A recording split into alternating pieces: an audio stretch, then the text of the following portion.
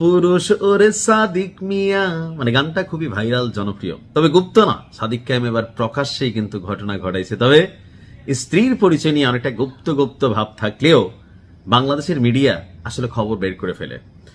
সকলেই জানেন যে সাদিক কায়েম এই মুহূর্তে সারা বাংলাদেশে খুবই পরিচিত একটা নাম।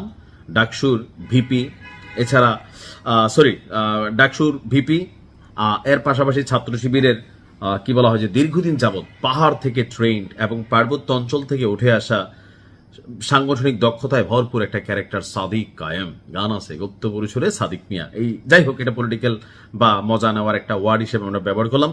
তো আপনারা সকলেই জানেন যে সাদিক কায়েমের বিয়ে সম্পন্ন হয়েছে, কিন্তু কনের পরিচয় নিয়ে আসলে ওরকম তথ্য আসলো না। তো আমরা আমাদের আজকের এই ভিডিওতে সাদিক কায়েমের স্ত্রীর কিছুটা পরিচয় আমি তুলে ধরার চেষ্টা করছি।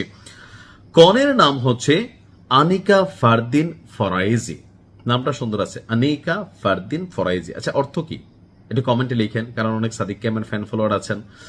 তো উনিও কি আসলে ছাত্রী শিবির করেন বা এরকম কোনো কিছু কানেক্টেড, এই বিষয়ে কোনো তথ্য না আসলেও মাইয়া কিন্তু আমাদের কুমিল্লা, সাদিক কায়েম কিন্তু এলাকার জামাই, অর্থাৎ আমাদের ভাইয়া 14 গ্রাম কারা কারা আছেন।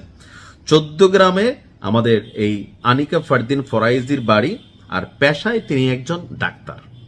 ভালো, এই প্রফেশনটা ভালো, অর্থাৎ আমার কাছে সবকিছু মিলে মনে হচ্ছে পারফেক্ট।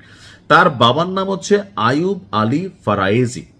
তিনি আবার সাধারণ কোনো ব্যক্তি না, রিলায়েন্স গ্রুপের ভাইস চেয়ারম্যান এবং প্রবাসী বাংলা প্রপার্টিজ লিমিটেডের চেয়ারম্যান, অর্থাৎ যথেষ্ট ধনবান একজন ব্যক্তিত্ব। টাকা পয়সা, বাড়ি গাড়ি, সম্পদ সবই আছে। মেয়েও ভালো, পড়াশোনাও ভালো, ডাক্তার, নামও সুন্দর, কুমিল্লার মাইয়া, আসলে ব্লুটুথ গার্ল।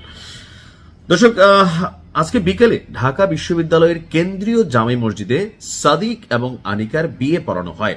অনুষ্ঠানে অংশ নিয়েছেন সংসদের বিরোধী দলীয় নেতা জামাতের আমির doctor Shafiqur Rahman, secretary general Golam Mia Parwar সহ বিশ্ববিদ্যালয়ের শিক্ষক, শিক্ষার্থী, ডাকসুর নেতাকর্মী এবং বিভিন্ন রাজনৈতিক দলের কেন্দ্রীয় এবং স্থানীয় নেতারা।